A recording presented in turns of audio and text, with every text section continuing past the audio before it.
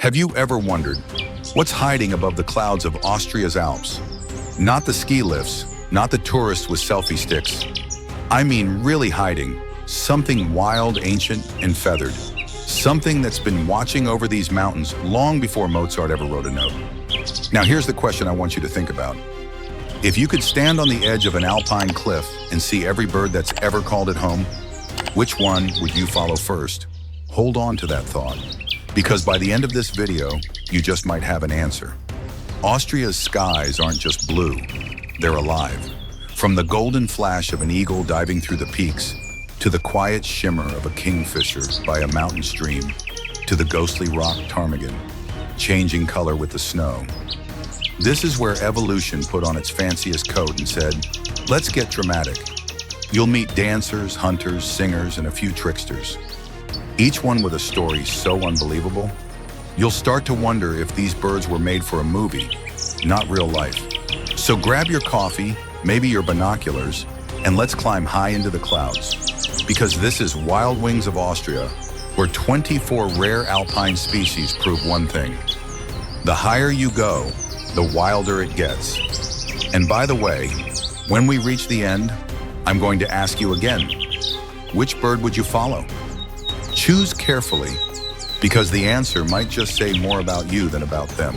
Have you ever seen something so majestic, it makes you forget how to breathe for a second?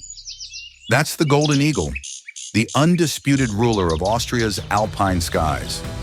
This bird doesn't just fly, it owns the wind. When it spreads those 7-foot wings, the air itself seems to bow in respect. You can spot it soaring above cliffs and valleys, riding invisible thermals with that calm, confident look. The kind of look only something at the top of the food chain ever gets to have. But here's the wild part. For all its beauty, this eagle isn't out here to impress you. It's out here to survive, to hunt, to rule. Its eyesight, 8 times sharper than ours. It can spot a rabbit 2 miles away. Imagine that. You can't even find your car keys, and this bird sees lunch from another mountain. Golden eagles are built for drama. They dive at speeds over 150 miles per hour. That's highway fast, slamming into prey with talons strong enough to break bone. Yet when it's not hunting, it's surprisingly gentle. Mates for life, shares food, raises chicks together on the same cliff year after year. You could say it's a killer with a soft spot. Nature's ultimate paradox. Fun fact 1. Golden eagles were once used by nomads in Central Asia to hunt wolves. Yes, wolves. So the next time someone calls you eagle-eyed, remember, you're being compared to a bird that can take down a predator with fur and teeth. Fun fact 2. Every feather on this bird's body serves a purpose. Insulation, balance, even sound control. It's not just flying, it's engineering perfection in motion. But here's the twist. Even kings fall when their castles crumble. As alpine habitats shrink and human expansion creeps higher up the mountains, the eagle's hunting grounds are disappearing. Poison rodents, wind turbines, and shrinking prey populations are quietly cutting into its reign. It's still powerful, still proud, but the silence between those wing beats is getting longer. So here's a question to chew on. If the sky itself can lose its king, what does that say about how we treat the throne we live under? And if you ever met one eye to eye, perched on a cliff at sunrise, would you feel fear or would you feel lucky, like you just met the last piece of wild freedom left in Europe? You ever look at someone and think, that one's been through things? That's the greater spotted eagle, a bird with the face of a warrior and the heart of a survivor. It doesn't pose for postcards or soar for show. It glides low, quiet, like it's seen enough of the world to know beauty doesn't need attention. This eagle doesn't have the golden glow of its flashy cousin. Its feathers are darker, earth-toned, flecked with soft spots, like bits of sunlight trapped in a storm cloud. And maybe that's the point.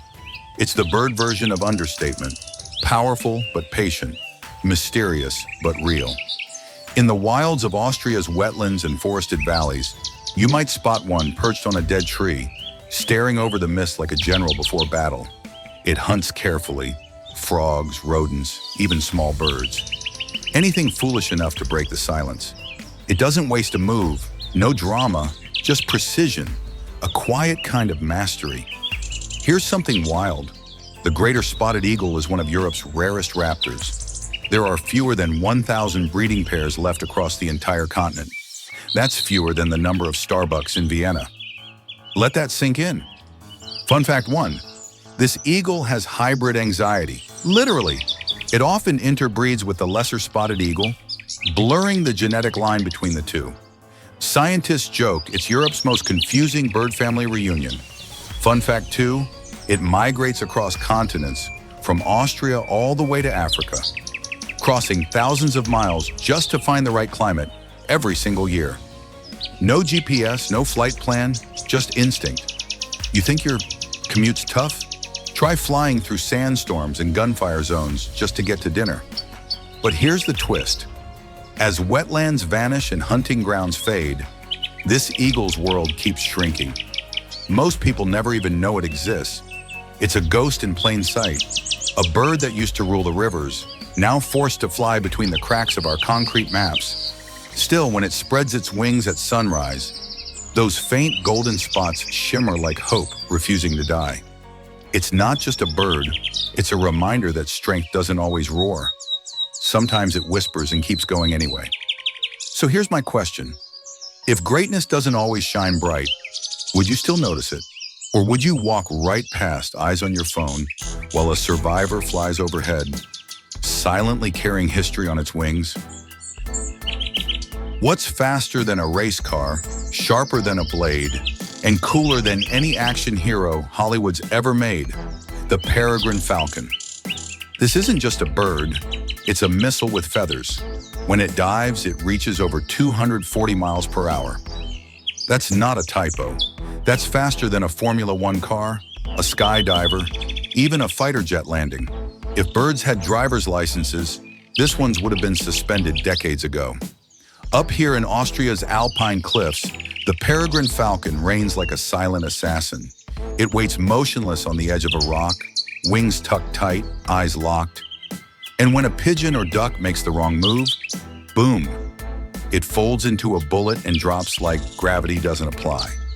One strike, one clean hit, and dinner's served. No chase, no drama, just pure precision. But here's the part that gets me. Despite its speed and ferocity, the peregrine is one of the most adaptable birds on Earth. It can live on skyscrapers in Vienna or cliffs in the Alps, turning both into its personal hunting ground. You could say it's nature's first urban predator, long before cats started patrolling city rooftops. Fun fact 1, when peregrines dive, their nostrils have special baffles that break up airflow so they don't blow out their lungs at high speeds. Basically, they're born with built-in jet engine tech.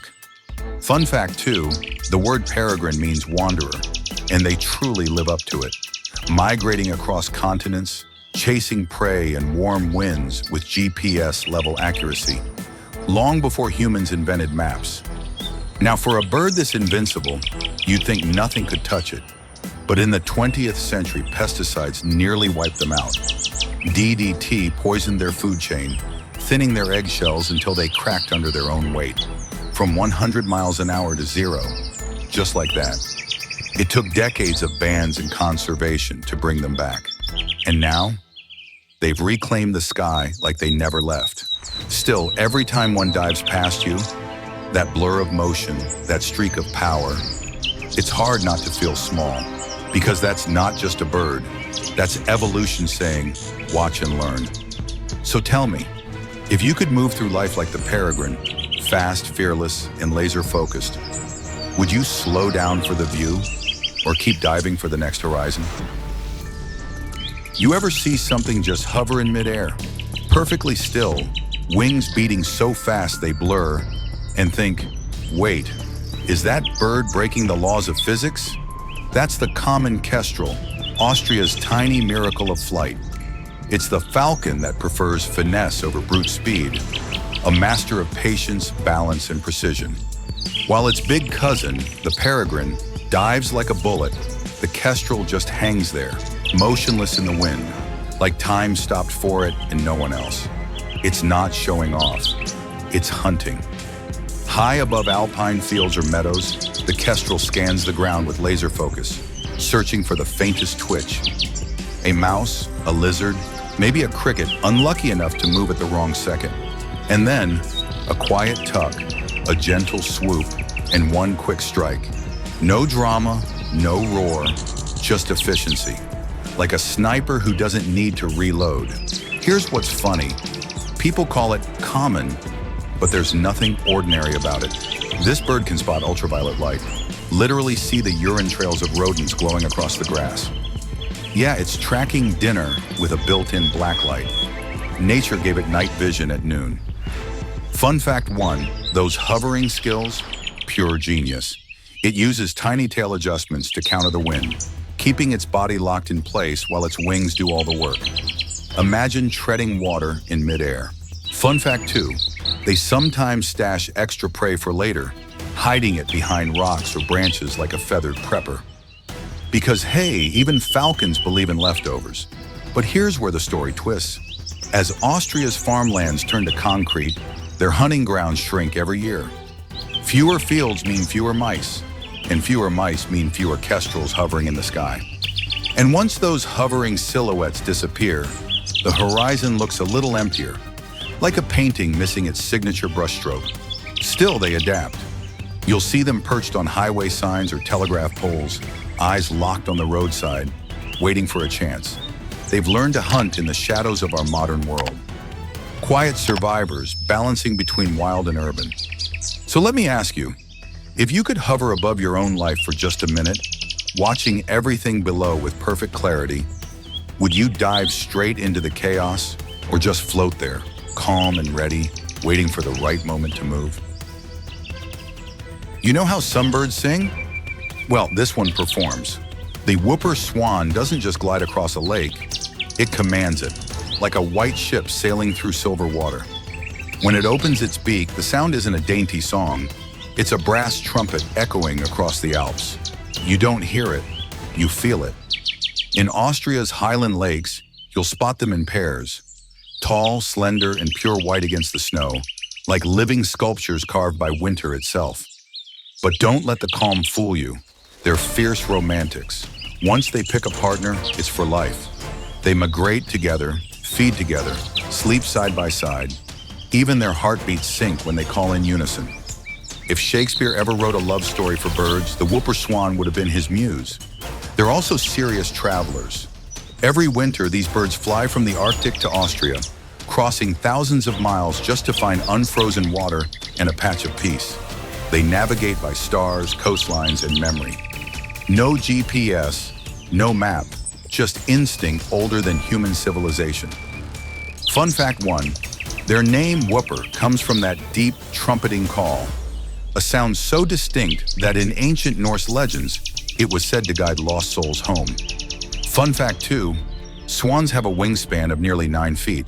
That's wider than a fighter pilot's reach. When they take off, it's not just flight, it's lift, rhythm, thunder, and grace rolled into one. But here's the twist. Those elegant lakes they love so much, they're disappearing, drained, polluted, or frozen too late for migration. And as the air warms and the seasons blur, even the whooper's legendary sense of timing starts to falter. They arrive early to find no open water, or late to find their lakes already gone. It's like showing up to a concert after the lights have gone out. Still, they don't quit. Every spring they return, wings beating like slow drums of hope, carving their reflections into the still water. It's hard not to feel small in their presence, because here's the truth. The whooper swan doesn't remind us of beauty, it reminds us of balance. So let me ask you, if you had one song left to sing before winter came, would you whisper it quietly, or would you let the mountains hear your voice? What if beauty didn't need a voice? That's the mute swan, a creature so stunning, it lets silence do the talking. While the whooper swan belts its heart out like an opera star, the mute swan glides in like royalty, who doesn't need to explain itself. No noise, no fuss, just presence. You've probably seen them. Pure white feathers, long curved necks, orange bills dipped in black. floating across the still waters of Austria's lakes like ghosts of elegance. But up close, they're not just pretty faces. This bird has attitude. If you've ever gotten too close to a swan with chicks, you already know. It'll hiss, flap, and charge like it's auditioning for an action movie. They look graceful, sure, but under that ballet exterior is a linebacker's heart. What's fascinating is how they move. Every glide looks choreographed, each feather perfectly arranged. Even the ripples they leave behind seem intentional, like they're painting on water. Fun fact 1, the mute swan isn't truly mute. It can hiss, grunt, and even whistle softly. It's just quieter than other swans. More of a minimalist, less of a drama queen. Fun fact 2, their wings make a humming sound in flight, almost like wind singing through strings. In the Middle Ages, people believed that sound was the swan's spirit talking to heaven. You'll often find them in pairs, forming hearts with their necks. Yes, that classic romantic image you see on postcards, totally real. Once they mate, they stay together for life, raising cygnets in nests big enough to fill a kayak. And when one dies, the other often stays nearby, refusing to leave. You could call that devotion or heartbreak carved in feathers. But here's the twist. The mute swan wasn't always welcome here. It was introduced to parts of Europe for decoration, a symbol of luxury and royal gardens. Now it's one of the most iconic birds on the continent, nature's accidental aristocrat. Proof that even beauty born from vanity can evolve into something timeless. Still, behind that calm white mask is a fighter, territorial, protective, and endlessly resilient. And maybe that's what makes it so compelling. It reminds us that grace and strength aren't opposites. They're dance partners. So tell me this, if silence could speak, what would your version of beauty say? Would it whisper softly like a swan on glass, or make waves that never quite fade away? Have you ever heard the sound of migration? Not the noise of engines or airplanes.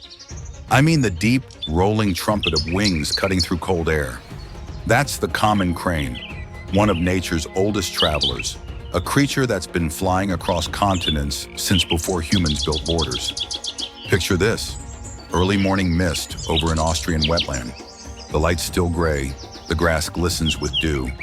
Then from far above comes a sound, haunting, ancient, almost like the sky clearing its throat. You look up, and there they are, a perfect V formation of cranes, necks stretched, wings steady, calling to each other as they glide across the dawn. No music in the world can match it. The common crane is tall, nearly 4 feet, with long legs, black-tipped feathers, and that unmistakable red patch on its crown. They're elegant, disciplined, and yes, a little dramatic.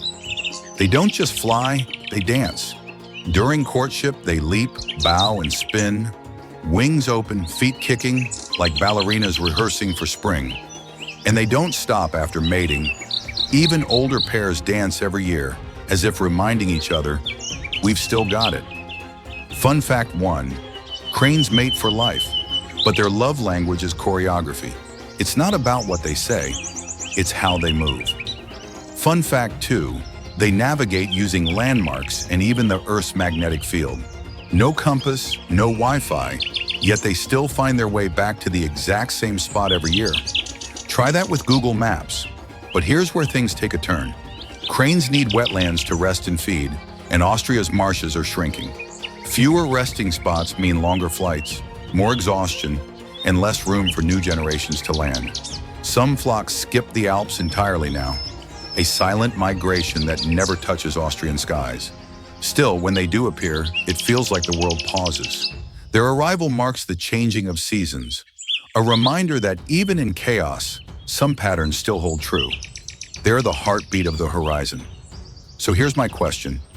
If you had to travel thousands of miles every year, guided only by memory and the pull of the earth, would you trust your instincts to bring you home? Or would you wait for a map while the rest of your flock disappears into the sunrise? You ever see a bird so huge, so proud, it looks like it should have its own zip code? That's the great bustard, a bird so large and impressive that people in Austria call it the flying tank. And honestly, that's not an exaggeration. It's one of the heaviest flying birds on Earth. Males can weigh up to 40 pounds. That's more than some toddlers. Except this one wears feathers and attitude instead of diapers. The bustard doesn't do subtle. When it walks through the grasslands, it's like watching a nobleman on parade. Chest puffed, head high, every step saying, "Yes, I own this field." And when mating season hits, oh boy, this bird turns into a full-on Vegas performer. Males inflate their necks, fan out their feathers, and flip their white tails over their backs, strutting and spinning until the females notice. It's less courtship and more feathered fashion week. And honestly, it works. Fun fact 1, the great bustard has a wingspan of nearly 8 feet, making it one of Europe's largest native birds. When it finally takes off, they're after a long, dramatic runway sprint, it looks like a living airplane. Fun fact 2, it's incredibly picky about where it lives. It needs wide open grasslands with short vegetation, no trees and no noise. Basically, it wants peace, privacy, and plenty of snacks. Can't blame it. But here's the twist. That love of quiet land has made it one of Europe's most endangered birds. Modern farming, roads, and power lines cut across its habitat like fences through a kingdom. A single wire can bring down a bird this big, literally. And so, the flying tank has become an increasingly rare sight in the skies over Austria. Still, every spring, when you catch a glimpse of one rising clumsily, wings flapping, heavy but sure, you can't help but cheer it on. It's like watching nature defy its own limits. A reminder that size doesn't matter nearly as much as willpower. So here's my question to you. If you had the choice, would you live small and safe on the ground? Or take the risk, spread your wings, and try to fly, even if it means falling hard every once in a while? You ever meet someone who's small, loud, dramatic, and somehow still steals every scene? That's the northern lapwing, the feathered show-off of Austria's farmlands. It's not big like the eagle, not elegant like the swan, but trust me, when this bird shows up, you notice. It's got this slick green and purple sheen across its back, a crisp white belly, and that ridiculous punk-style feather sticking out of its head. Seriously, it looks like nature gave it a mohawk just to match the attitude. And oh, it's got plenty of that. When danger comes near its nest, the lapwing doesn't run. It dive bombs, it screams, it fakes injuries, rolls on the ground, anything to distract predators from its chicks. This little bird doesn't back down, it acts out. In spring, its aerial acrobatics steal the show. Males swoop, twist, and flip through the air like stunt pilots, making loud, looping calls that sound like laughter mixed with chaos. Farmers call it the clown of the meadow, but behind that comedy is pure genius. Those loops and dives, they're love songs in motion. Fun fact 1, lapwings have an extraordinary sense of timing. They can detect barometric pressure changes and know when a storm is coming. Long before we do. Ancient villagers used to say, when the lapwing cries, the rain replies. Fun fact 2, their eggs were once a delicacy, sold in royal courts across Europe. Thankfully, that's history now, but it almost wiped them out in the 19th century. Here's where the story turns. Modern agriculture has changed everything. Fewer wetlands, fewer insects, fewer nesting spots. The same open meadows they once ruled are now fields of machines and noise. And as their habitats vanish, so do their playful cries. The meadows are quieter now, and honestly, a little lonelier. Still, the lapwing doesn't give up. You'll still find it standing proud on muddy pastures, watching the horizon like it owns it. Maybe it knows something we don't, that being loud, colorful, and stubborn is sometimes exactly how you survive. So here's my question. If the world started to quiet down around you, would you blend in and stay silent? Or would you throw your head back, rock your mohawk, and make some noise just to remind the world you're still here? What bird looks like it came straight out of a Dr. Seuss book and sounds like it's laughing at its own jokes? That's the Eurasian hoopoe, one of the strangest, loudest, and most unforgettable birds in Austria's skies. And if you've never seen one before, buckle up. This bird is all about flair. Peachy orange feathers, black and white zebra wings, and that wild crown of feathers on its head.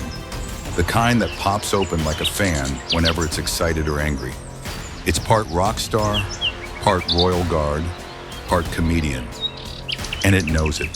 When it lands, it struts, not walks, struts, across lawns and meadows, stabbing its long curved beak into the soil to dig out worms, beetles, and even the occasional lizard.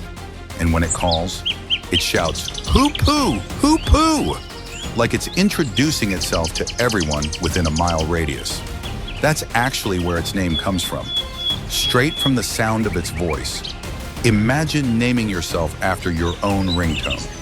Fun fact 1, the hoopoe is one of the few birds that can smell, really smell on things. That long beak isn't just a tool, it's a precision sensor. It can detect insects buried deep underground, even when it can't see them. Fun fact 2, their nests have a defense system. The female produces a smelly secretion during nesting season that repels predators. It's gross, but it works. Nature's version of do not disturb.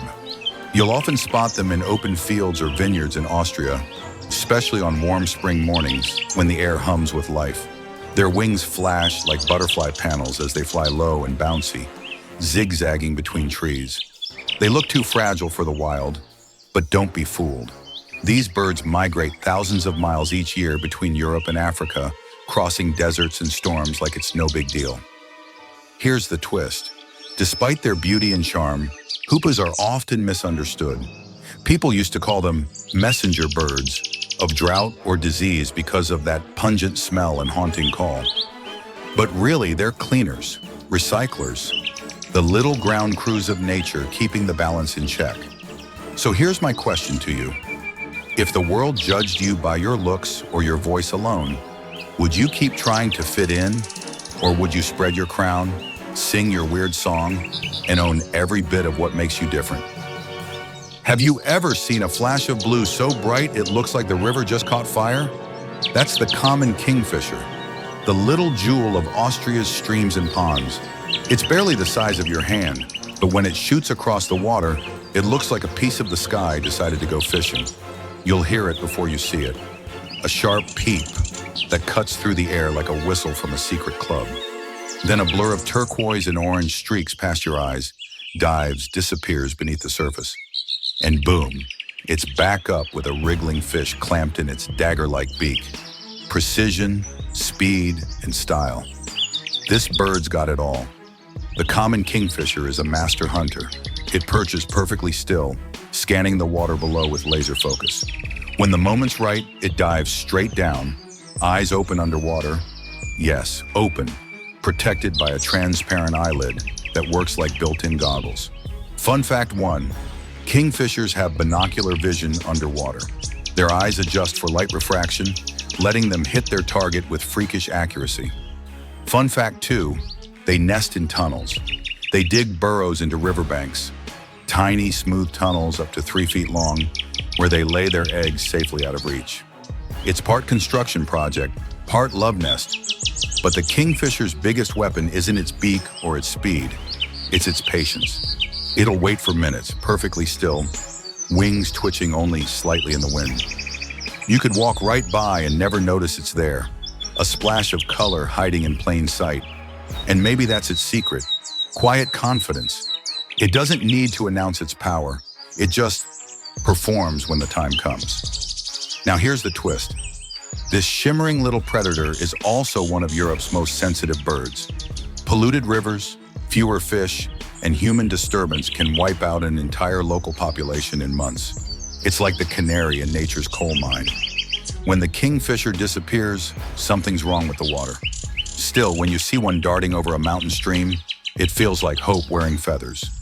Proof that beauty can be fast, fragile, and fierce all at once. So here's a question for you. If you could see every chance in life as clearly as the kingfisher sees a fish beneath the surface, would you wait patiently for the perfect dive? Or would you take the plunge and trust the water to catch you? What small, fast, and somehow manages to make flying look like pure joy. That's the barn swallow, the tiny sky dancer that turns every Austrian summer morning into poetry in motion. If the kingfisher is precision, the swallow is performance. They don't just fly, they celebrate it. You'll know them the second they swoop into view. Deep blue backs, chestnut throats, creamy bellies, and those long, elegant tail streamers that flutter like ribbons in the wind. They zip through fields, barns, and open skies with impossible grace, chasing insects midair, twisting, diving, looping, pure, effortless freedom. You ever watch something so alive it makes you jealous? Yeah, that's a swallow. They're everywhere in Austria during spring and summer, nesting under farmhouse eaves or inside old barns. You'll see them lined up on wires, chirping endlessly, like gossiping neighbors who've had too much coffee. And when evening comes, hundreds of them gather, swirling in the air before settling down to rest. A ballet choreographed by instinct and wind. Fun fact 1. The barn swallow can travel over 6,000 miles during migration, from Europe all the way to Africa, and still return to the same exact barn every year. That's loyalty. Fun fact 2. Farmers used to consider them sacred. They believed if swallows nested in your barn, your crops would thrive and your family would be protected. Harming one? Bad luck for years. Superstition, maybe. But honestly, they kind of earned that respect. But here's where it gets bittersweet. Modern architecture and sealed buildings leave fewer safe spots for swallows to nest. Pesticides kill the insects they rely on, and clean open skies are harder to find. Their numbers are quietly slipping, and so is that sound of wings slicing through dusk, that joyful chatter that used to fill every countryside evening. Still, they come back. Year after year, they return to Austria, following the invisible map in their DNA, chasing the light, the warmth, and the promise of home. They're the comeback artists of the natural world. So let me ask you this. If home wasn't a place but a feeling, a rhythm, a return, a promise, would you know when it's time to go back? Or would you keep flying forward just to see how far your wings can take you? You ever hear a sound so soft, so peaceful, it makes the world slow down for a second? That's the European turtle dove, the quiet heartbeat of Europe's countryside, and maybe the most romantic bird ever to grace the Austrian sky. Its call isn't loud or dramatic. It's a gentle turr, turr, like the earth itself sighing in contentment. You don't listen to it, you feel it, somewhere behind the ribs where nostalgia hides. It's the sound of warm mornings, old gardens, and summers that felt endless when you were a kid. Visually, the turtle dove is all subtle beauty, soft pink and brown plumage, black and white stripes on the neck, and eyes like amber glass. It's not a bird that demands attention, it invites it. When you see a pair perched together on a branch, leaning close, preening each other's feathers, it's hard not to think of love. Not the movie kind, the quiet, enduring kind. Fun fact 1. Turtle doves are symbols of devotion in European folklore. They mate for life, and if one dies, the other often stops calling altogether. That's why they appear in poetry, Christmas carols, and even Shakespeare. I will find my dove and follow her flight. Fun fact 2. They're long-distance travelers, flying thousands of miles from sub-Saharan Africa to Austria every year. They navigate deserts, storms, and gunfire, all to return to the same trees, the same partner, the same song. But here's where it gets hard to talk about. The turtle dove is disappearing, fast. Modern farming has taken away the wildflowers and seeds it depends on. Hunting along migration routes, especially in southern Europe, has driven populations down by over 90%. That soft, cooing voice that once filled the countryside is now fading into silence. It's the kind of loss you don't notice right away, until one day you realize the mornings have gotten quieter. Still, a few remain, loyal, patient, stubbornly returning every spring.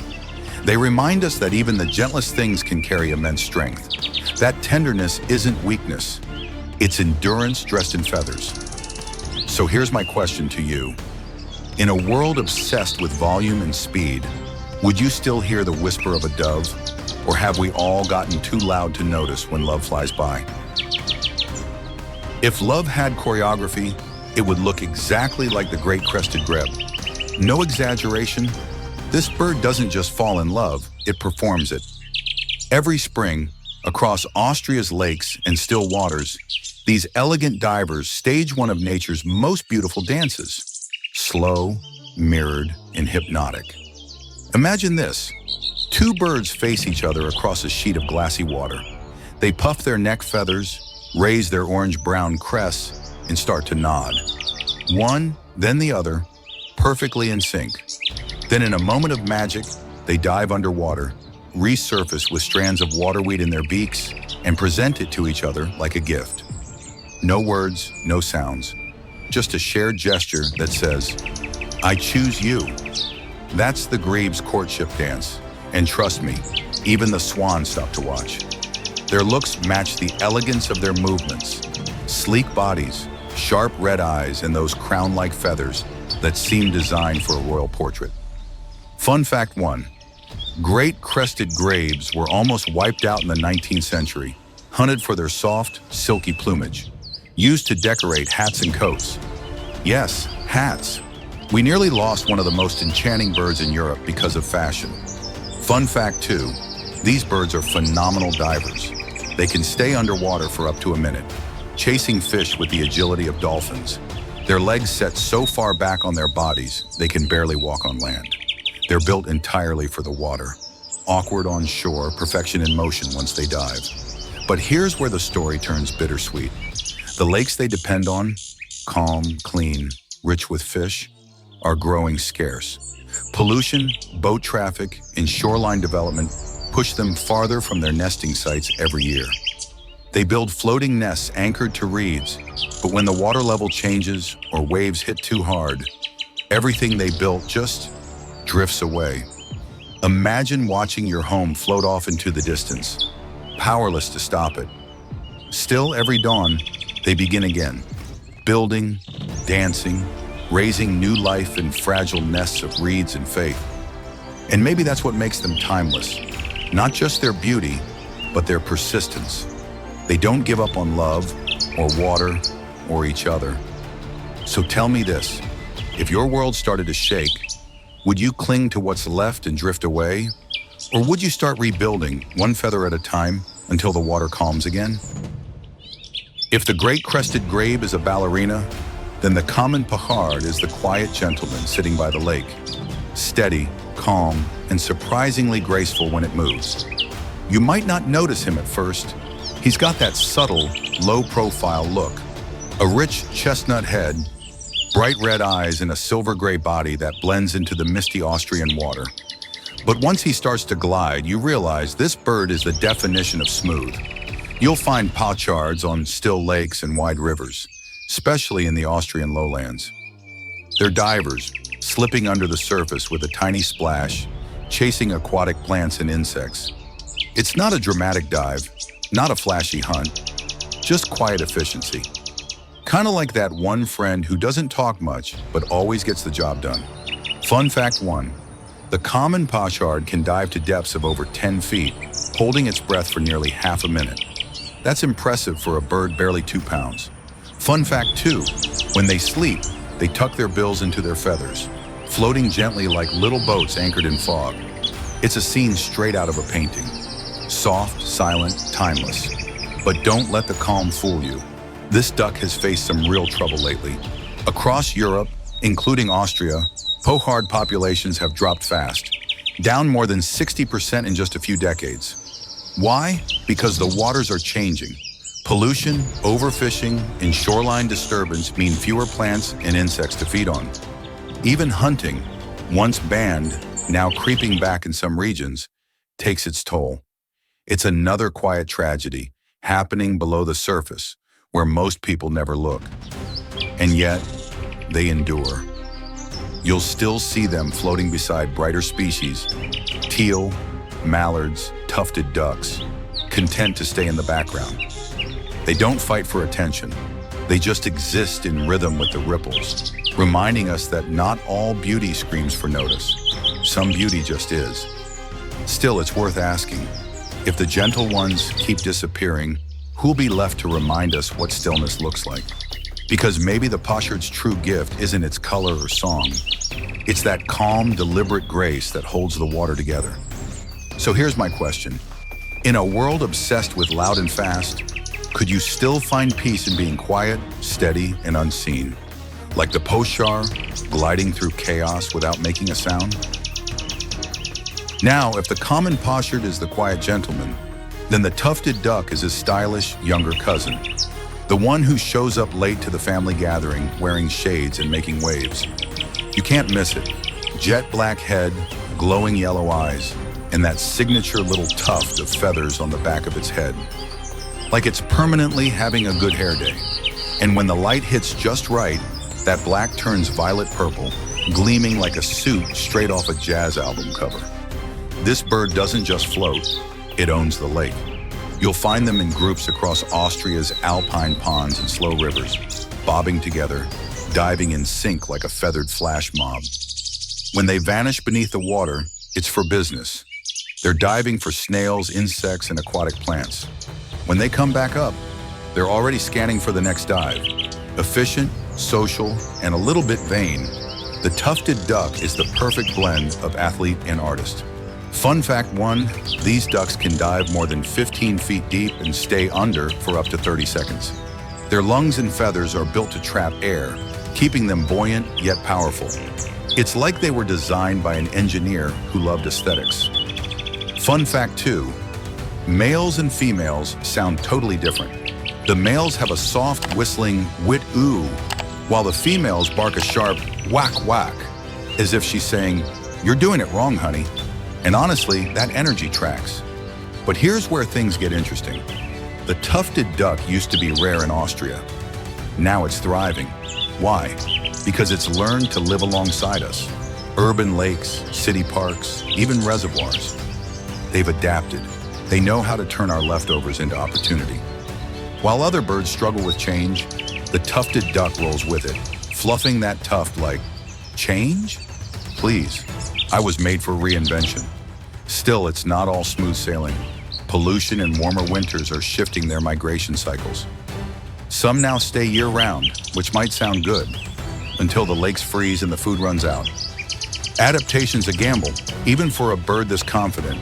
And yet, when you watch a whole flock ripple across a mountain lake at sunset, black, gold, and violet against the water, it's hard not to think they've figured something out.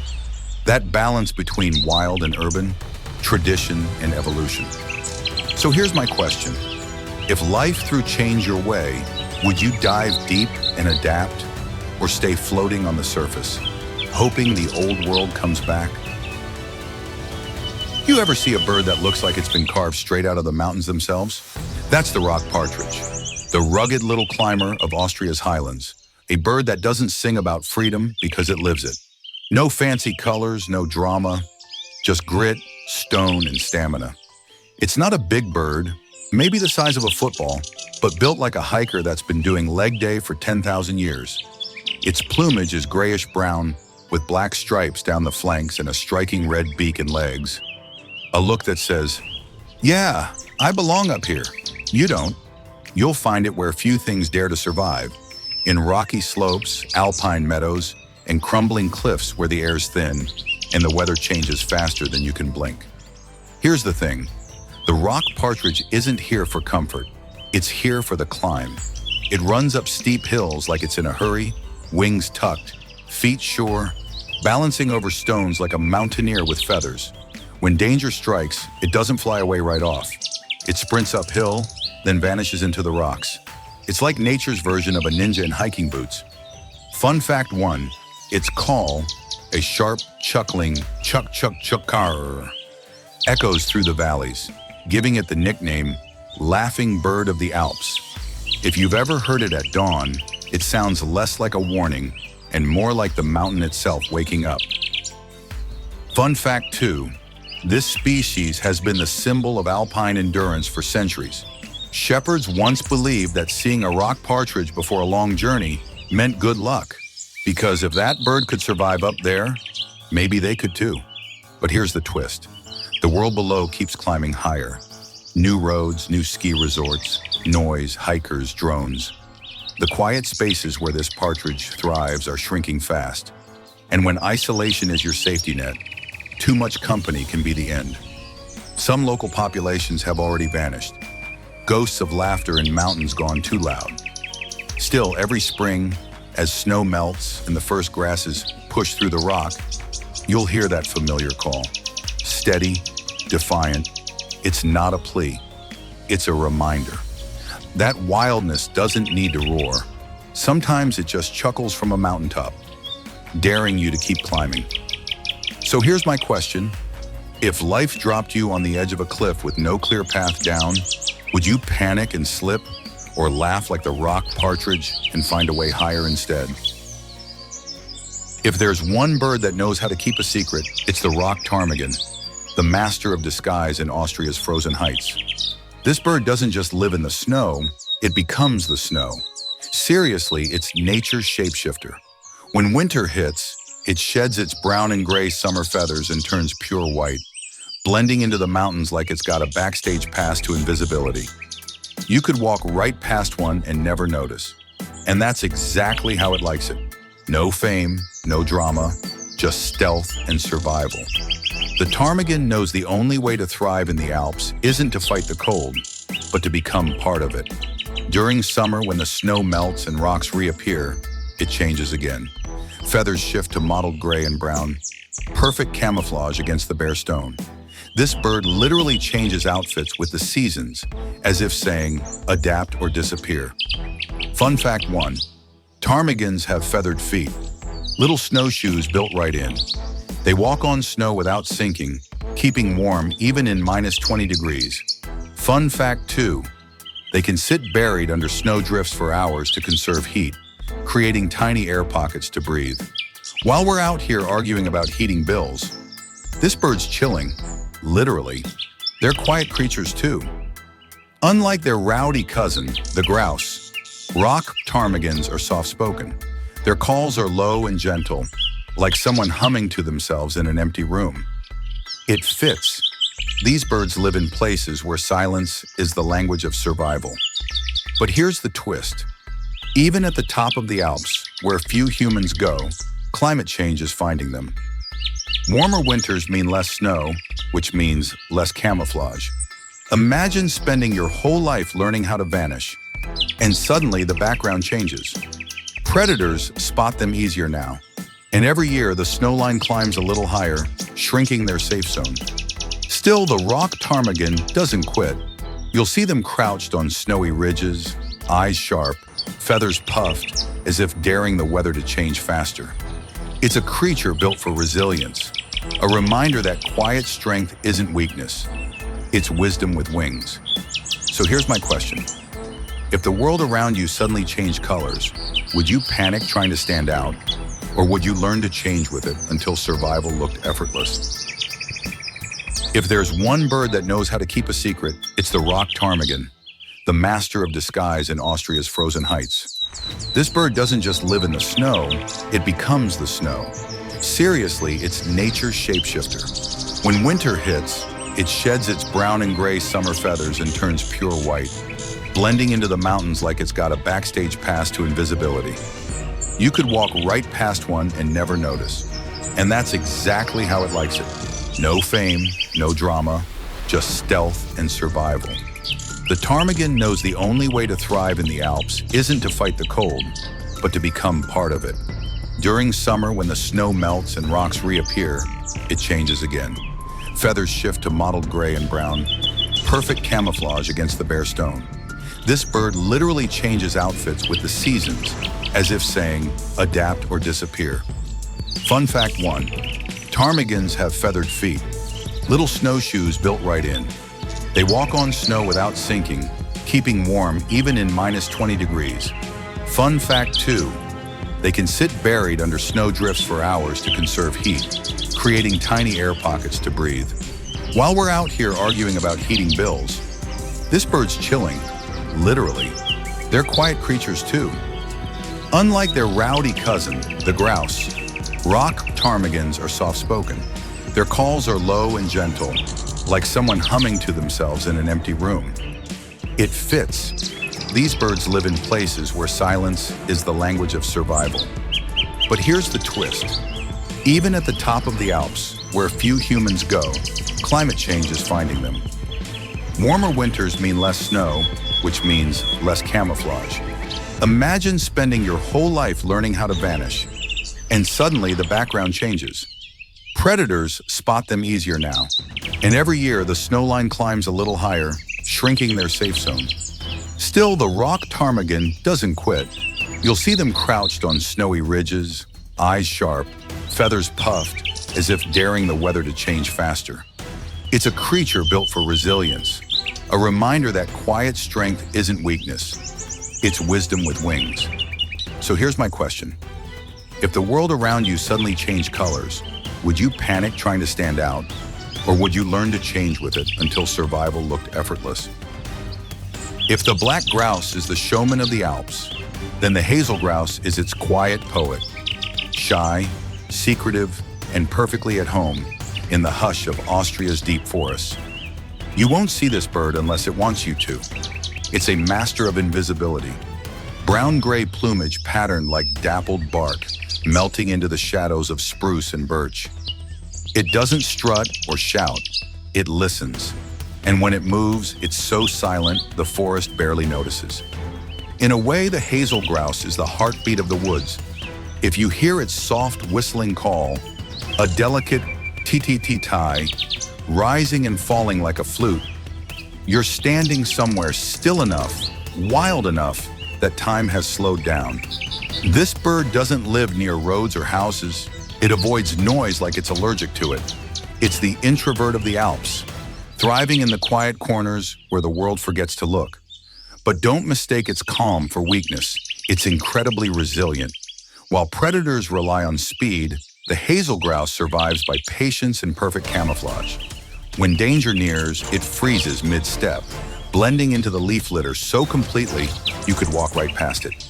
Fun fact 1, males and females look nearly identical, which is rare among grouse. Both wear the same modest outfit year-round. Fun fact 2, instead of running when startled, the hazel grouse sometimes launches straight into a tree, vanishing into the branches before your brain even registers the blur. Here's where it gets sad. This little bird's world is shrinking fast. It needs dense, mixed forest, young trees for cover, old ones for food, mossy ground for nesting. But modern forestry and logging strip away those layers. Without that complexity, the forest becomes too open, too bright, and the hazel grouse disappears, one echo at a time. In Austria, spotting one now feels like finding a secret that nature forgot to erase. Still, when you do see it, that tiny flash of life amid the silence, it feels like the forest itself just took a breath. No grand display, no song to steal the moment. Just presence, quiet, complete, unbothered. So here's my question.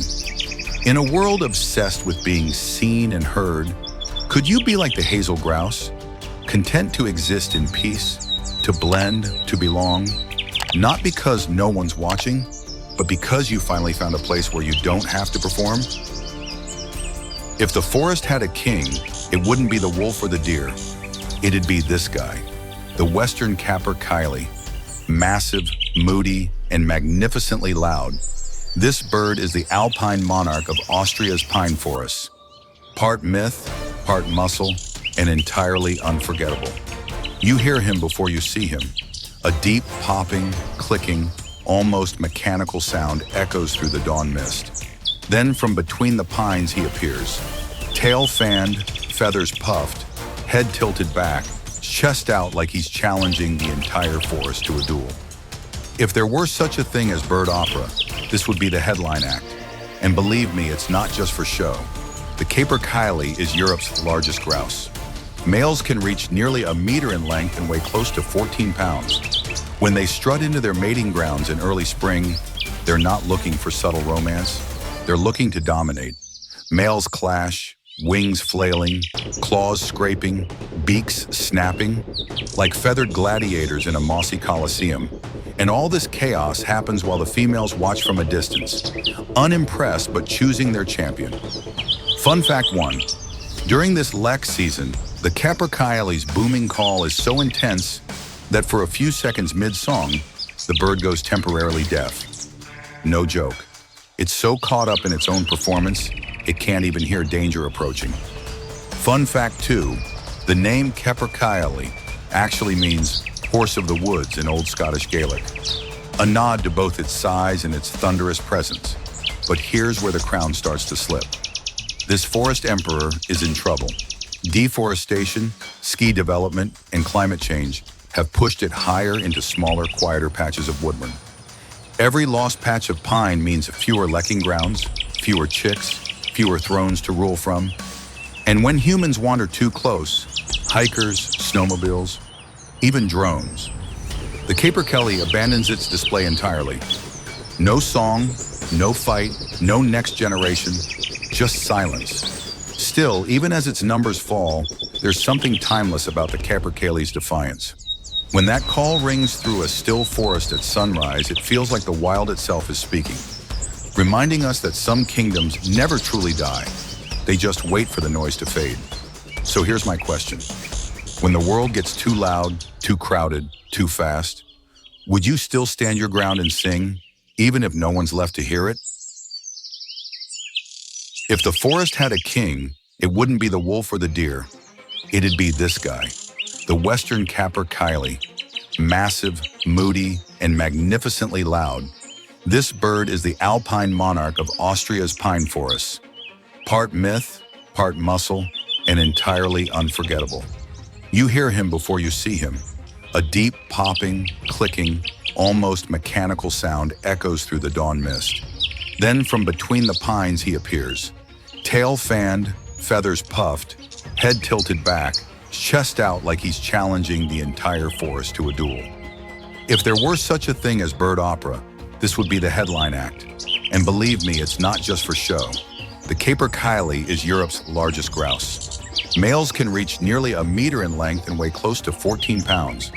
When they strut into their mating grounds in early spring, they're not looking for subtle romance. They're looking to dominate. Males clash, wings flailing, claws scraping, beaks snapping, like feathered gladiators in a mossy coliseum. And all this chaos happens while the females watch from a distance, unimpressed but choosing their champion. Fun fact 1. During this lek season, the capercaillie's booming call is so intense that for a few seconds mid-song, the bird goes temporarily deaf. No joke. It's so caught up in its own performance, it can't even hear danger approaching. Fun fact 2. The name capercaillie actually means horse of the woods in Old Scottish Gaelic, a nod to both its size and its thunderous presence. But here's where the crown starts to slip.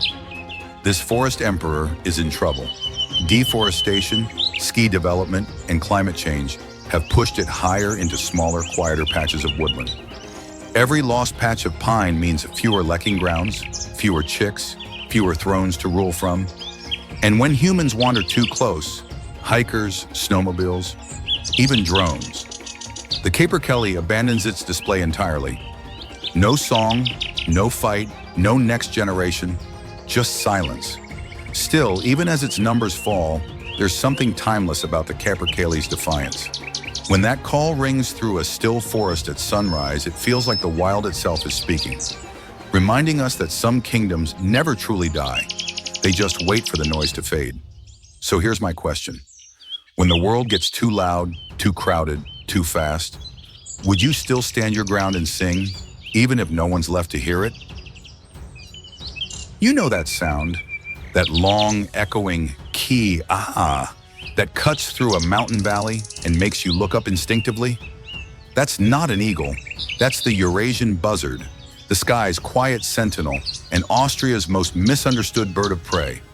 It doesn't dive like a falcon or pose like a king, it glides, slow, patient, purposeful. If the golden eagle is power, the buzzard is patience made visible. You'll see it circling over fields and foothills, wings outstretched, riding the wind with the kind of ease most of us only dream about. It's got brown mottled feathers that blend with the land below and eyes sharp enough to catch a mouse twitching 200 feet away. But here's the thing. The buzzard isn't really a killer by choice. Sure, it hunts small animals, but it's just as happy cleaning up leftovers. Dead hares, roadkill, whatever the land offers. Think of it as nature's janitor with a pilot's license. Fun fact 1, buzzards are incredibly adaptable. They can thrive in forests, meadows, cliffs, even urban parks. Wherever there's open air and something edible, they'll make it work. Fun fact 2, in the Middle Ages, they were considered bad luck because they circled carrion. People mistook them for omens of death. Turns out they were just cleaning up the mess humans left behind. Typical. But here's where it gets interesting. For centuries, the buzzard was looked down on. Farmers shot them, thinking they preyed on livestock. Hunters dismissed them as lazy hawks. Yet today, they've bounced back stronger than ever, reclaiming their role as the Alps' most common raptor. Not because they fought harder, but because they adapted smarter. They waited us out. And maybe that's their quiet genius. While we chase speed, dominance, and glory, the buzzard just circles, steady, calm above it all, waiting for the wind to turn in its favor. It's not flashy, it's not loud, but it wins in the end. So here's my question. When life turns into a storm, are you the one flapping against the wind? Or do you rise with it, letting patience lift you higher than force ever could? Because maybe the buzzard's secret isn't how it flies, it's how it waits. You know that sound, that long, echoing key ah that cuts through a mountain valley and makes you look up instinctively? That's not an eagle, that's the Eurasian buzzard, the sky's quiet sentinel and Austria's most misunderstood bird of prey. It doesn't dive like a falcon or pose like a king, it glides, slow, patient, purposeful. If the golden eagle is power, the buzzard is patience made visible. You'll see it circling over fields and foothills, wings outstretched, riding the wind with the kind of ease most of us only dream about. It's got brown mottled feathers that blend with the land below and eyes sharp enough to catch a mouse twitching 200 feet away. But here's the thing. The buzzard isn't really a killer by choice. Sure, it hunts small animals, but it's just as happy cleaning up leftovers. Dead hares, roadkill, whatever the land offers. Think of it as nature's janitor with a pilot's license. Fun fact 1, buzzards are incredibly adaptable. They can thrive in forests, meadows, cliffs, even urban parks. Wherever there's open air and something edible, they'll make it work. Fun fact 2, in the Middle Ages, they were considered bad luck because they circled carrion. People mistook them for omens of death. Turns out they were just cleaning up the mess humans left behind. Typical. But here's where it gets interesting. For centuries, the buzzard was looked down on. Farmers shot them, thinking they preyed on livestock. Hunters dismissed them as lazy hawks. Yet today, they've bounced back stronger than ever, reclaiming their role as the Alps' most common raptor. Not because they fought harder, but because they adapted smarter. They waited us out. And maybe that's their quiet genius. While we chase speed, dominance, and glory, the buzzard just circles, steady, calm above it all, waiting for the wind to turn in its favor. It's not flashy, it's not loud, but it wins in the end. So here's my question. When life turns into a storm, are you the one flapping against the wind? Or do you rise with it, letting patience lift you higher than force ever could? Because maybe the buzzard's secret isn't how it flies, it's how it waits. So there it is. 24 wings, 24 stories, all written across Austria's sky. From the golden flash of the eagle to the soft whisper of the corncrake, each one carries a piece of this land's soul, wild, ancient, and untamed. They're not just birds, they're living proof that the Alps still breathe. Think about it. In a country known for symphonies, castles, and ski slopes, the real music might just come from above. The flap of a buzzard's wings, the dance of a harrier, the laughter of a grouse echoing through morning fog. These are the sounds of balance, the quiet rhythm between mountain and sky. But that rhythm is changing. Forests shrink, lakes warm, meadows fall silent, and yet the wild wings keep flying, stubborn, beautiful, alive. Maybe that's the message. Paradise doesn't vanish all at once. It fades one flight at a time, unless we learn to listen. So tell me, after everything you've seen, which bird stayed with you? And when you look up tomorrow, will you see just the sky or the story still flying inside it?